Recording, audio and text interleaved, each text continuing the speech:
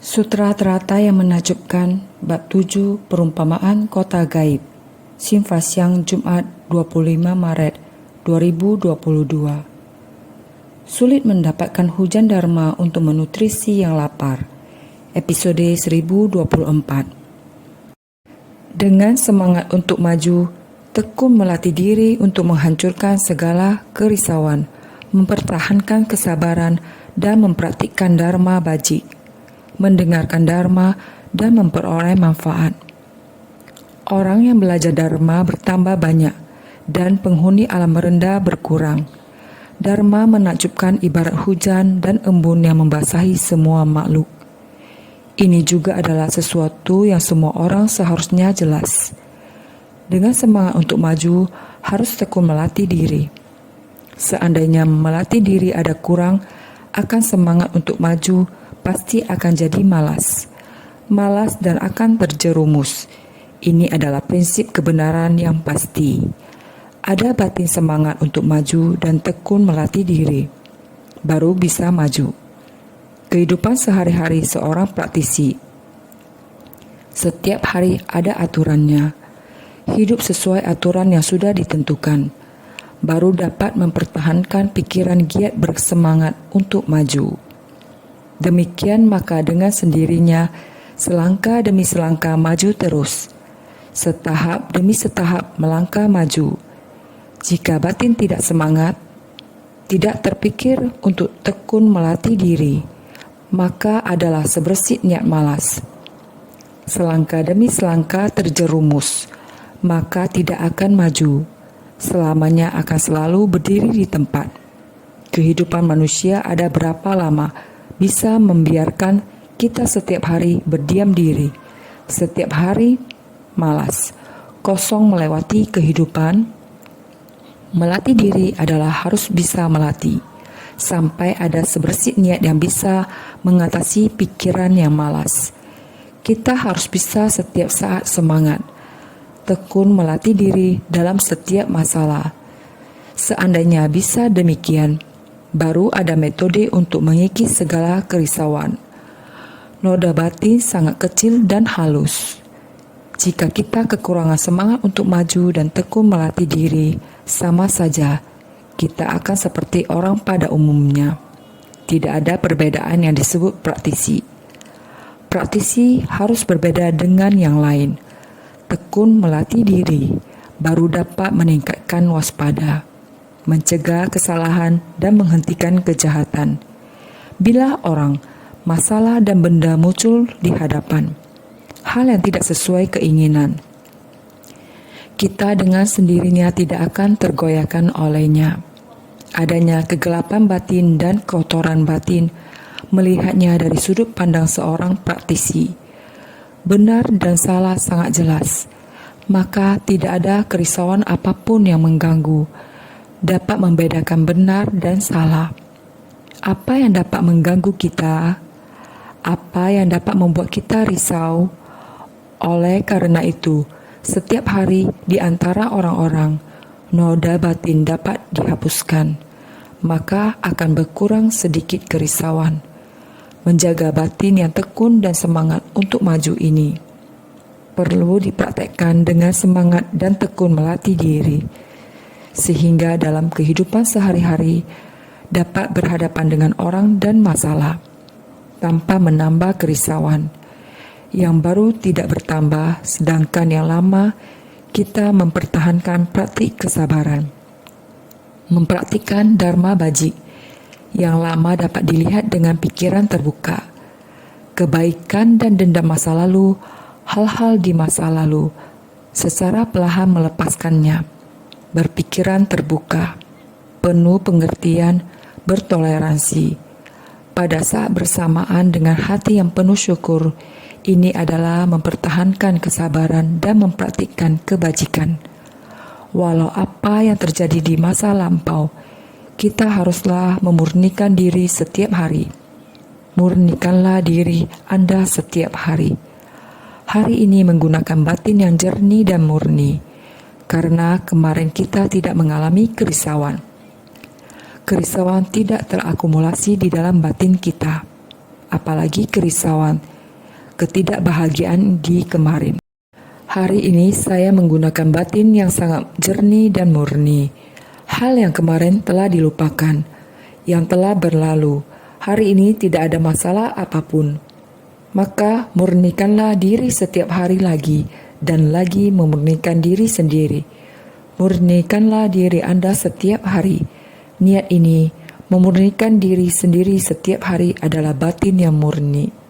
Dengan batin yang murni, menghadapi hari ini dan masa depan. Demikian selamanya. Mempertahankan kesabaran dan mempraktikkan dharma bajik. Kebencian yang lama tidak terpatri di dalam batin kita. Kerisauan yang baru tidak diterima untuk masuk. Jika demikian, batin kita selamanya adalah sebidang batin yang jernih dan murni. Tidak terdapat kerisauan yang baru dan lama. Yang dinamakan melatih diri. Yang lama perlahan-lahan dihilangkan. Kerisauan yang baru kita tolak untuk menyimpannya. Ini adalah mencegah kesalahan dan menghentikan kejahatan. Mendengarkan dharma dan memperoleh manfaat. Kita harus tekun berusaha untuk melatih diri setiap hari. Setiap hari, walau musim dingin maupun musim panas. Musim panas, semalam tidak tidur nyenyak. Maka pada pagi hari saya harus mengembalikan tidur. Bagaimana dengan musim dingin? Begitu dingin, saat harus membuka selimut, sangat menderita. Harus ditutup dengan baik supaya lebih hangat. Selamanya dalam kondisi malas. Terus menyia-nyiakan waktu. Ini adalah kerisauan tentang tidur. Hanya membuang waktu saja. Kurang mendengarkan dharma Sang Buddha. Hal ini juga di dalam kehidupan sehari-hari, sangat sederhana. Hanya dengan sebersih niat yang malas, saat ini seperti masih dalam kondisi tertidur, di tengah kehampaan, malas dan terjerumus. Jika kita bisa mempertahankan kesabaran, kita tidak akan menyia-nyiakan waktu. Bahkan di musim dingin, ada orang-orang yang sangat berupaya semangat. Baru-baru ini kita sering mendengar banyak kisah relawan di Tiongkok. Di Tiongkok, saat musim dingin sangatlah dingin. Mereka mendengarkan dharma di waktu yang sama seperti kita, sebelum subuh, bahkan embun membeku atau turun salju. Mereka tetap bangun sebelum jam 4 seperti kita. Saat hari yang sangat dingin juga, mau sedingin apapun itu, mereka tetap bangun sepagi itu dan cepat bersiap-siap untuk berangkat. Mereka begitu bersemangat untuk maju. Beberapa relawan di Amerika Serikat harus menyetir selama 40-50 menit, bahkan 1 jam. Tidak peduli hujan atau badai. Mereka masih bersemangat dalam pelatihan. Terlebih lagi, kita berada di lingkungan yang sangat baik, di lahan pelatihan diri yang sama. Bagaimana kita bisa menyia-nyiakan waktu? Kita dapat mempertahankan kesabaran dan mempraktikkan dharma bajik, serta waktu untuk mendengar dharma. Bisakah kita menyia-nyiakan ini? Jika kita tidak memanfaatkan dengan baik, ini merupakan kemalasan. Jika kita tidak mempraktikkan dharma bajik, kita tidak memperoleh manfaat. Ini adalah kebenaran yang pasti. Oleh karena itu, ketika Sang Buddha masih hidup dan menetap di Jetavana, Raja Prasenatjit datang memohon dharma kepada Sang Buddha dan berkata kepada Sang Buddha, "Buddha, saya tiba-tiba berpikir kita adalah orang yang kaya raya. Apakah kaya raya di kehidupan ini berasal dari kalangan satria, bangsawan? Di kehidupan mendatang akan sama kayanya? Apakah akan tetap berlimpah kekuasaan dan kekayaan? Apakah kehidupan mendatang bisa seperti ini?" Para praktisi Brahmana yang melatih diri pada kehidupan ini, di kehidupan selanjutnya juga akan sama, berada dalam kelompok Brahmana dan kasta yang tinggi. Mohon Sang Buddha dapat menjelaskan hal ini. Apakah kita akan berada dalam kasta yang sama dari kehidupan ke kehidupan? Sang Buddha mengatakan, "Tidak benar, tidak seperti ini. Ada 4 jenis kehidupan dan kematian yang berbeda. Kehidupan sekarang adalah kasta kesatria, maka Anda adalah seorang yang kaya dan berkuasa. Seandainya jika Anda tidak benar-benar berbuat baik, kelak setelah meninggal dan lahir kembali, di luar kendali Anda, di masa depan Anda akan berada dalam kemiskinan dan kesengsaraan. Ibarat seorang yang pintar, maka dengan sendirinya berjalan terus ke arah kegelapan, jatuh terjerumus ke dalam kegelapan. Ada orang yang dari tempat yang gelap bisa berjalan ke jalan yang terang. Ini adalah perumpamaan untuk orang kaya. Jika Anda mengerti menghargai berkah, maka dengan sendirinya tempat di mana Anda akan dilahirkan kembali akan lebih baik dibandingkan dengan tempat sekarang. Di kehidupan ini menghargai berkah dan juga rajin. Ini seperti orang yang cerdas dan sekali lagi akan sampai di tempat yang lebih cerah lagi. Jadi lahir di dunia sampai naik ke surga, lebih menikmati dibandingkan kekuasaan dan kekayaan di dunia. Ini adalah dari tempat yang terang ke tempat yang lebih terang lagi. Maka Anda harus memupuk berkah dari sekarang. Walaupun kamu sekarang berkuasa, namun jika kamu meremehkan orang lain, tidak hormat terhadap dharma sangha, kedepannya kamu akan jatuh dari tempat bercahaya masuk ke tempat gelap. Ada juga yang dari kegelapan masuk ke tempat lebih gelap lagi. Seperti orang yang miskin dan sengsara di kehidupan ini, ditambah lagi tubuh yang cacat, juga kecerdasan rendah. Tidak dapat membedakan yang benar dan yang salah, yaitu orang yang bodoh dan gila. Kehidupan ini telah sangat miskin, ditambah lagi timbul niat jahat, keserakahan, kemarahan, dan kebodohan, atau menciptakan karma buruk karena membunuh. Orang seperti ini telah mengalami penuh penderitaan. Di dunia ini masih menciptakan karma buruk. Di kehidupan ini telah cacat, badan banyak penyakit dan miskin, dan berniat jahat. Tidak ada rasa hormat seperti ini. Tetap akan jatuh dari alam kegelapan ke negeri yang lebih gelap lagi. Ada golongan yang lain lagi. Walaupun miskin, dia dapat melihat kebajikan dan ikut bersuka cita. Walaupun miskin, menderita, dia baik hati. Setiap saat memuji orang yang berbuat baik.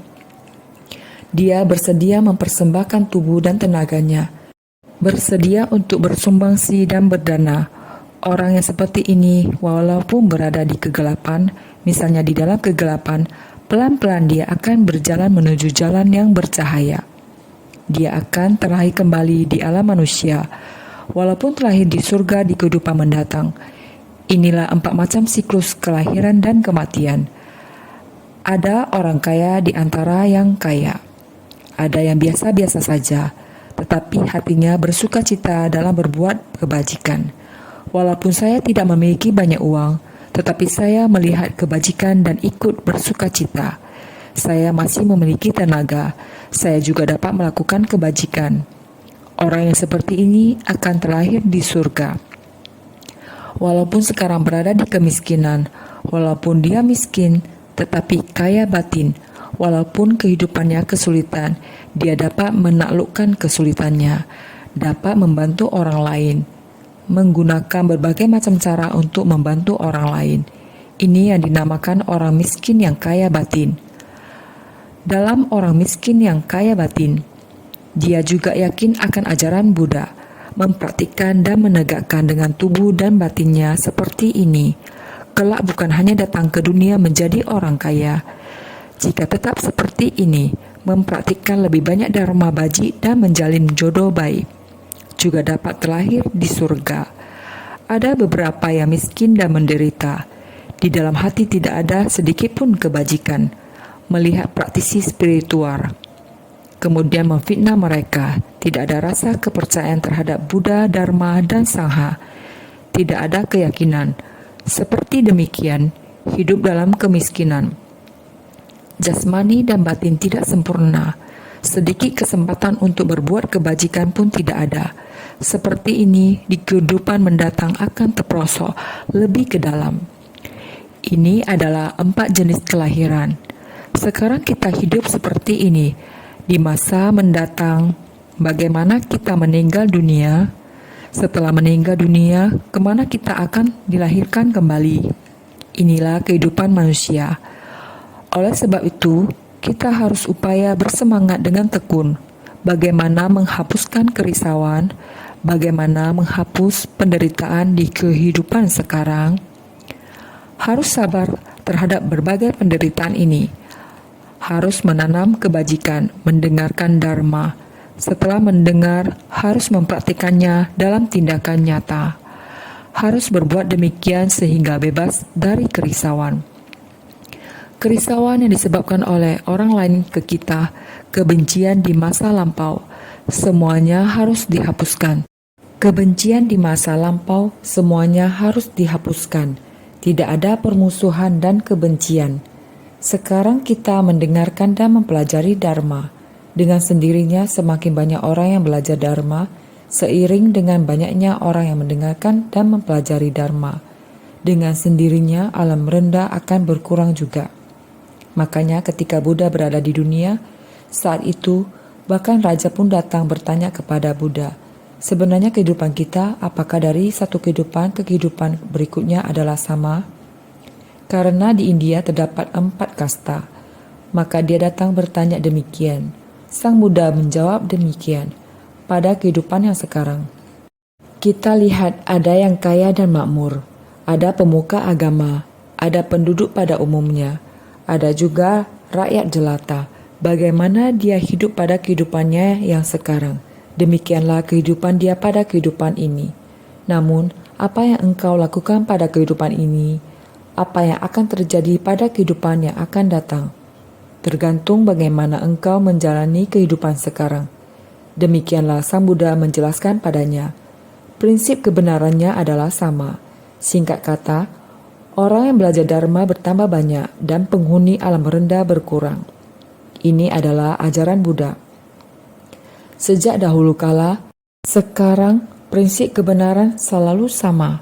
Maka, Dharma menakjubkan ibarat hujan dan embun yang membasahi semua makhluk. Jika kita bersungguh-sungguh mendengarkan Dharma, setetes demi setetes terserap ke dalam batin kita. Setiap tetesannya dapat melembabkan kita. Dengan sendirinya, kita akan memiliki semangat untuk maju, sehingga kita akan paham untuk berlatih dengan tekun. Dengan sendirinya, kerisauan kita akan berkurang, sehingga kebijaksanaan akan tumbuh berkembang. Dengan demikian, kita akan mendapatkan manfaat Dharma, manfaat dari Dharma. Jadi, Dharma bagaikan hujan dan embun, yang setetes demi setetes menyerap ke dalam batin kita. Kita harus menerima Dharma yang kita dengar setiap hari, harus senantiasa mengingatnya, dengan suasana hati yang penuh rasa menghargai. Apa yang kita bicarakan pagi ini, hal yang kita lakukan hari ini, hal yang kita hadapi hari ini, apakah kita dapat berpengertian? Apakah kita dapat bersikap toleransi dengan penuh rasa bersyukur terhadap semua orang? Kita dapat mengatasi hal-hal yang tidak menyenangkan di masa lalu. Kalau kita melakukan ini, mendengarkan Dharma dan menerapkannya di kehidupan sehari-hari, ini berarti kita menerima manfaat dari Dharma. Kita harus bersungguh hati. Naskah sutra sebelumnya mengatakan demikian. Serta melihat 16 orang pangeran. Raja Dewa Brahma telah datang ke tempat pencapaian pencerahan, di mana Buddha Mahabhisna Janana Bhikkhu membabarkan Dharma di bawah pohon Bodhi. Selain Buddha dan orang banyak, mereka juga melihat 16 orang pangeran yang datang untuk meminta Buddha memutar roda Dharma. Ketika Raja Dewa Brahma datang, pada saat yang sama 16 orang pangeran sedang memohon kepada Buddha untuk memutar roda Dharma.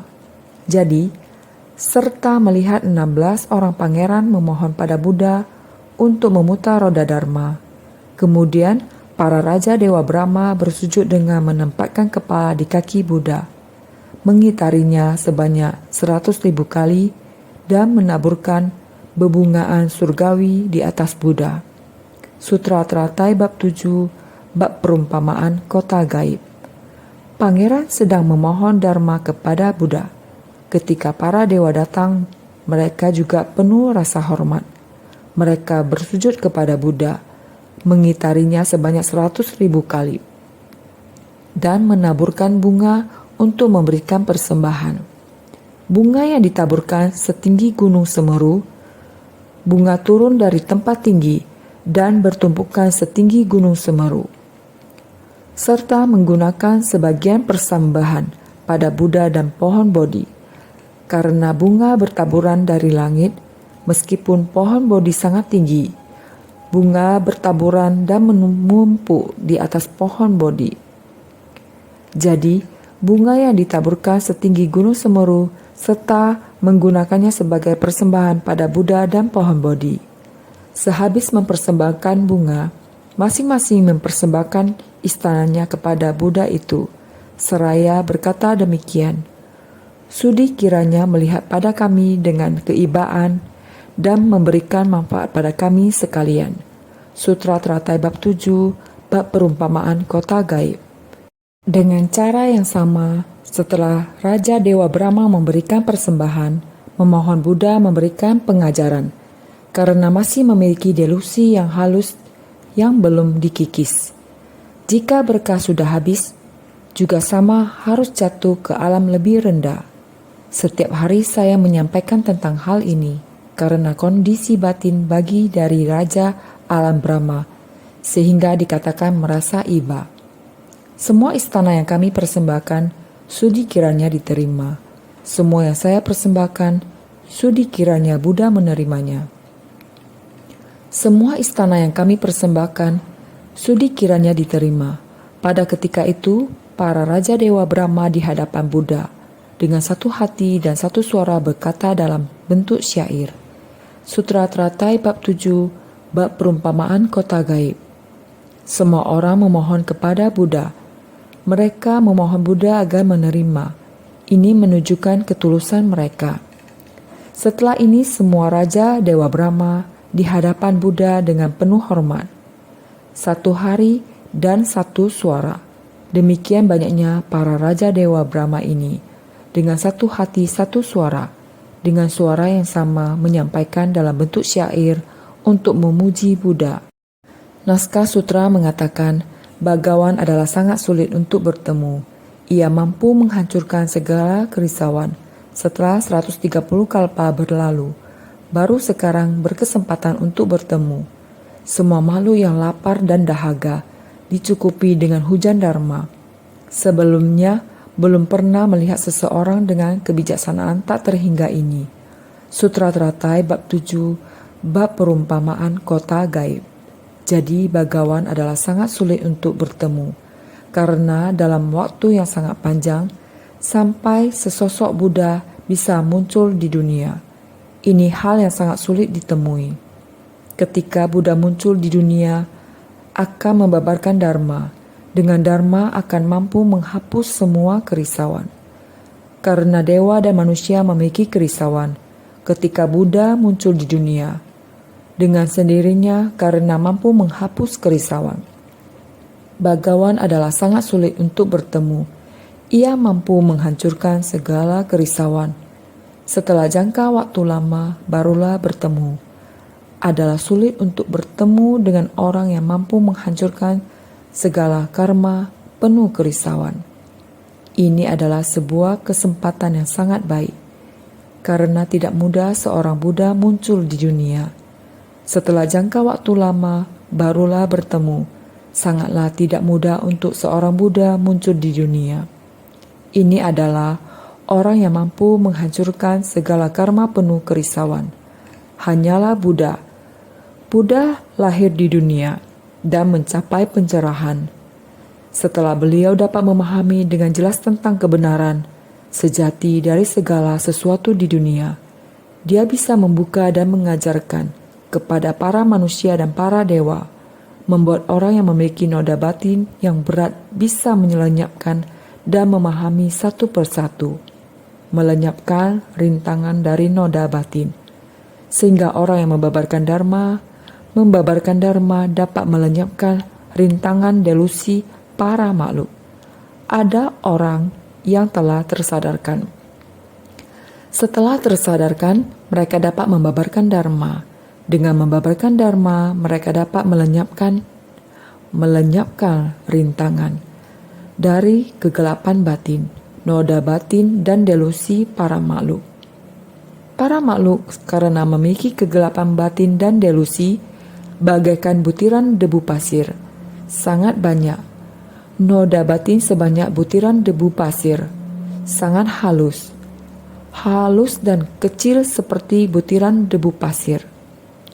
Delusi yang demikian terus merintangi kita, merintangi jalan hidup kita menuju ke arah dharma, sehingga ada beberapa dharma bajik telah dihalangi oleh noda batin dan kegelapan batin. Jadi Buddha muncul di dunia dengan sendirinya bisa membabarkan dharma, bisa melenyapkan noda batin dan delusi para makhluk. Delusi akan menyebabkan kecurigaan. Kecurigaan juga akan muncul banyak rintangan, kecurigaan dan lain sebagainya. Dengan sendirinya kita akan tersesat. Ini semuanya adalah kecurigaan.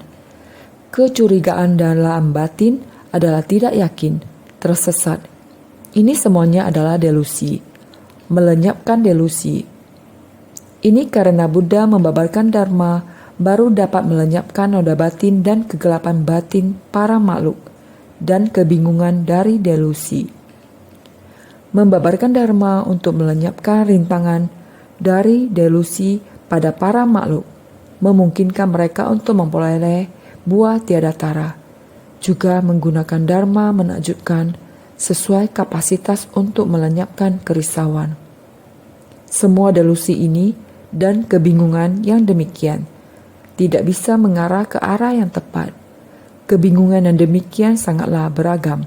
Ada yang melekat dalam kebingungan hingga tidak tersadarkan terhadap keserakahan, kebencian, kebodohan, kesombongan, dan keraguan. Ada yang melekat dalam kebingungan hingga tidak tersadarkan terhadap pandangan dan ajaran yang sesat. Ini adalah sejenis rintangan. Dengan adanya orang yang tercerahkan muncul di dunia, dengan sendirinya dharma yang beliau babarkan akan dapat melenyapkan delusi dan kebingungan para makhluk, bisa mendapatkan buah yang tiada tara. Juga menggunakan dharma menakjubkan sesuai kapasitas untuk melenyapkan kerisauan, sehingga dikatakan sangat sulit untuk bertemu. Seperti demikian mencapai kebudaan. Sang Bhagawan mencapai kebudaan di dunia. Orang yang maha tersadarkan dan tercerahkan demikian sangatlah sulit untuk bertemu. Bahkan setelah mencapai kebudaan, untuk bisa selaras dengan kapasitas para makhluk juga sangat sulit. Para makhluk ini, walaupun Buddha telah muncul di dunia, tetap saja dalam kebingungan. Ada orang yang sangat egois, hanya mementingkan dirinya sendiri.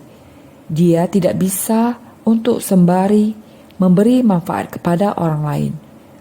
Buddha Sakyamuni yang selama 49 tahun membabarkan dharma. Beliau membutuhkan 42 tahun untuk menyelaraskan kapasitas para makhluk. Harus adaptasi dengan kapasitas para makhluk dalam membabarkan dharma, maka sangat sulit untuk bertemu. Untuk bisa melenyapkan kegelapan batin dan kerisauan para makhluk, sungguh sangat sulit. Jadi untuk melenyapkan kerisauan sangatlah sulit. Munculnya seorang Buddha di alam manusia dan membabarkan dharma yang menakjubkan, sesuai kapasitas mereka juga sangat sulit. Singkat kata, para makhluk yang banyak sekali penghuni alam rendah bertambah. Penghuni alam surga dan manusia berkurang. Karena itulah Sang Mahasadar Bhagawan muncul. Jika semua orang dapat menerima Buddha Dharma, pendengar Dharma, karena orang yang mendengarkan Dharma bertumbuh, maka secara alami penghuni alam rendah akan berkurang. Maka dikatakan sangat sulit adanya seorang Buddha muncul di dunia. Juga sangat sulit untuk bertemu. Makanya dikatakan sangat sulit untuk bertemu. Setelah waktu yang sangat panjang, baru sekarang berkesempatan untuk bertemu. Setelah waktu yang sangat panjang, yaitu waktu yang sangat lama dan panjang. Kalpa yang sangat lama, yaitu sangat lama dan panjang. Baik waktu maupun ruang juga sangat jarang ditemukan. Untuk dapat bertemu dengan seorang Buddha, maka baru sekarang berkesempatan untuk bertemu. Sekarang telah dapat melihatnya. Setelah 130 kalpa berlalu, baru sekarang berkesempatan untuk bertemu, menunjukkan kalau jumlah kalpa yang telah dilewati mencapai 130 kalpa, baru berkesempatan untuk bertemu. Setelah 130 kalpa berlalu, telah melewati waktu yang sangat lama, baru sekarang berkesempatan untuk bertemu. Raja Dewa Surga Brahma yang sekarang mengatakan, setelah melewati 130 kalpa lamanya, sekarang baru dapat bertemu dengan Buddha, maka mengartikan selama banyak kalpa yang telah dilalui, sangatlah panjang, sangat lama, baru bisa bertemu dengan Buddha. Sungguh, membina diri untuk mencapai kebudaan bukanlah hal yang mudah. Juga perlu menunggu sebab dan kondisi, yaitu perlu adanya jalinan jodoh. Buddha Sakyamuni selama banyak kehidupan, sebenarnya sudah berapa lama beliau membina diri? Dari sebelum masa kalpa sebanyak butiran debu hingga sekarang, pada 2000 lebih tahun yang lalu, Pangeran Siddhartha baru mencapai pencerahan sempurna, yaitu mencapai kebudaan. Kita dapat melihat bahwa waktu untuk bertemu dengan Buddha benar-benar sangat panjang dan lama. Bahkan Raja Dewa Surga Brahma juga mengatakan demikian. Sulit untuk bertemu seorang Buddha, apalagi kita di alam manusia. Semua makhluk yang lapar dan dahaga dicukupi dengan hujan dharma, membabarkan dharma untuk memberi makan pada para makhluk yang lapar dan dahaga, menggunakan hujan dharma agung untuk mencukupi mereka. Semua makhluk yang lapar dan dahaga dicukupi dengan hujan dharma, seperti membabarkan dharma. Membabarkan dharma, dharma bisa memberi nutrisi para makhluk yang lapar dan dahaga. Hujan dharma agung dapat mencukupi kita di bab perumpamaan tanaman obat. Bukankah sudah dikatakan dengan sangat jelas, rerumputan dan pepohonan di bumi yang sangat kering dan layu dan kering, asalkan ada turun hujan, dengan sendirinya rumput dan pohon, benih di bumi bisa tumbuh dengan sangat subur. Prinsip yang sama, jika kita manusia tidak ada air untuk diminum, maka tubuh manusia tidak mampu bertahan hidup. Seperti bumi tanpa hujan, segala sesuatu di langit dan bumi menjadi layu dan kering. Jadi, semua makhluk yang lapar dan dahaga dicukupi dengan hujan dharma. Dengan adanya hujan dharma, kita para makhluk di bumi baru bisa terlepas dari kelaparan. Jadi perumpamaan, para makhluk yang tidak menyantap cita rasa dharma, dharma ini tidak masuk ke hati. Tidak tahu cita rasa dari dharma, belum mendengar dharma Buddha atau sudah mendengar dharma, tidak percaya akan Buddha dharma.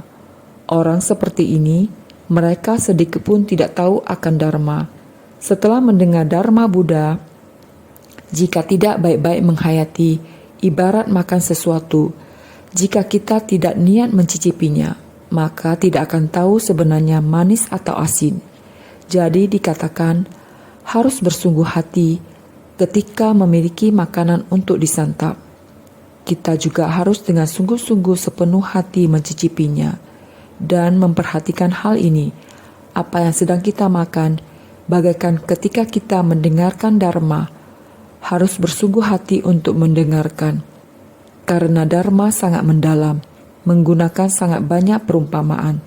Segala dharma di dunia, bagaimana semua dharma dapat mencakup begitu banyak ketidaktahuan dan noda batin di dunia. Mencakup seluruhnya, menggunakan dharma untuk menjelaskannya, ini mengharuskan kita mesti sangat bersungguh hati untuk menghayatinya. Jadi, seperti lapar dan dahaga, para makhluk demikian memiliki dharma tapi tidak mencicipinya, memiliki makanan yang dapat disantap, tapi kita tidak menyantapnya, atau telah menyantap makanan namun kita tidak bersungguh hati menghayati. Seperti demikian. Hanya perut kenyang sudah mencukupi.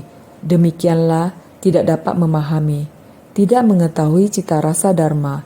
Jadi beginilah kehidupan kita. Para makhluk yang tidak menyantap cita rasa dharma, mereka seperti lapar dan dahaga. Tathagata membabarkan dharma dan para makhluk mendengarnya. Seperti orang lapar mendapatkan makanan, orang dahaga mendapatkan minuman. Seketika melenyapkan rasa lapar mereka selama kalpa yang sangat lama. Tathagata membabarkan dharma seperti terhadap para makhluk ketika orang yang memiliki perasaan mendengarkan setelah mendengar jika dharma dapat menyerap ke dalam batin. Ini seperti perut lapar mendapatkan makanan. Manusia juga ada perasaan. Jika dia mendengarkan, hanya mendengarkan dan tidak berubah. Sama saja seperti tidak mendengar. Ada yang binatang juga bisa dibilang hewan. Hewan juga ada perasaan. Hewan. Kita dulu pernah mengatakan hewan. Burung yang mendengarkan dharma juga bisa terlahir di alam dewa. Kisah ini seharusnya semua masih ingat. Diambil dari ceramah pagi tanggal 13 bulan 11 tahun 2014. 500 angsa putih mendengarkan dharma dan terlahir di alam dewa. Burung mendengarkan 4 kebenaran mulia. Mereka mati. Mereka mensyukuri dan terlahir menjadi para dewa. Inilah berperasaan. Asalkan ada nyawa, ada perasaan, dharma akan masuk ke batin orang yang berperasaan. Sehingga seperti orang lapar mendapatkan makanan. Seperti orang yang lapar mendapatkan makanan yang bisa dimakan. Tahu rasanya dan juga bergizi. Orang dahaga mendapatkan minuman. Orang yang harus mendapatkan teh dan sup untuk diminum. Inilah jika kita dapat memahami ajaran Buddha, dapat menumbuhkan jiwa kebijaksanaan kita. Jika tidak, mendengarkan sama saja seperti tidak mendengarkan. Walaupun kamu menjadi orang, mendengarkan dharma sama saja seperti tidak mendengarkan. Inilah seperti makan sesuatu tidak tahu rasa. Berperasaan, walaupun hewan, setelah mendengarkan, dia juga dapat memahami. Inilah seketika melenyapkan rasa lapar mereka selama kalpa yang sangat lama. Jika dapat mendengarkan dharma, benar-benar diserap ke dalam batin. Walaupun sejak dahulu kala tidak pernah mendengarkan, sekarang setelah mendengarkan, dapat mendengarkan dan tersadarkan. Begitu mendengarkan, dapat memahami. Sehingga para makhluk yang tidak dibasahi oleh karunia dari yang suci, seperti tumbuhan yang kering dan layu. Para makhluk jika tidak mau mendengarkan dharma ini seperti tumbuhan yang kering dan layu. Para makhluk yang tidak dibasahi oleh karunia dari yang suci, seperti tumbuhan yang kering dan layu. Begitu mendengarkan dharma, mereka dapat membangkitkan tekad, memupuk benih dan memperoleh buah. Seperti tumbuhan yang mendapatkan siraman hujan, yang layu menjadi bersemi, berbunga dan berbuah. Menjadi yang tak diharapkan. Begitu mendengarkan dharma, mereka dapat membangkitkan tekad. Ada orang yang mendengarkan dharma, mulai membangkitkan tekad, maka dapat memupuk benih dan memperoleh buah. Seperti tumbuhan yang mendapatkan siraman hujan, seperti tumbuhan mendapatkan hujan, pohon yang kering dan layu akan segera kering dan layu asalkan tanah mendapatkan air. Turun hujan dan ada air, maka dia akan hidup kembali. Akar tumbuhan ini mendapatkan air dari tanah, maka pohon ini akan perlahan-lahan hidup kembali. Yang layu menjadi bersemi, berbunga dan berbuah, maka benihnya akan tumbuh kembali dari tanah. Tumbuhan di musim semi, tumbuhan yang mendapatkan siraman hujan, juga akan berkembang. Ini perlu kesungguhan hati kita. Sebelumnya belum pernah melihat seseorang dengan kebijaksanaan tak terhingga ini. Sejak dahulu belum pernah bertemu dengan orang yang memiliki kemahabijaksanaan yang mendalam dan tak terhingga. Orang yang sebelumnya belum pernah melihat, artinya adalah dari masa lampau hingga saat ini tidak pernah melihat, tetapi seseorang dengan kebijaksanaan tak terhingga ini, kemahabijaksanaan yang mendalam dan tak terhingga, tidak pernah melihat, dari masa lampau hingga saat ini tidak pernah melihat.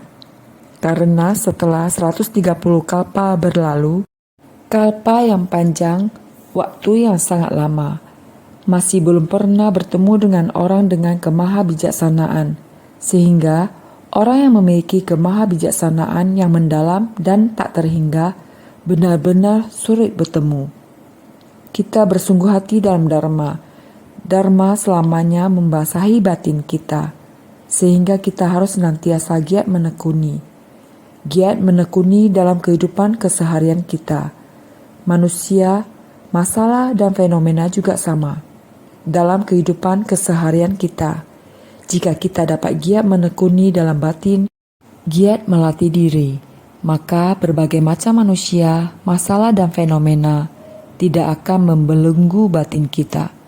Yang murni tetap akan murni, melatih praktik murni. Kita tidak ada kerisauan apapun. Melatih diri, menahan kesabaran dan giat menekuni.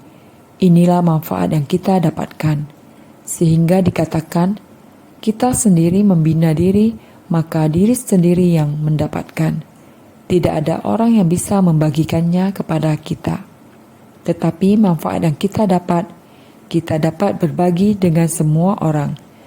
Sehingga orang yang mendengarkan Dharma, orang yang membabarkan Dharma, orang yang mendengarkan Dharma, seberapa banyak yang didengar, seberapa banyak yang didapatkan, maka dapat berbagi dengan banyak orang, sehingga kita harus senantiasa lebih bersungguh hati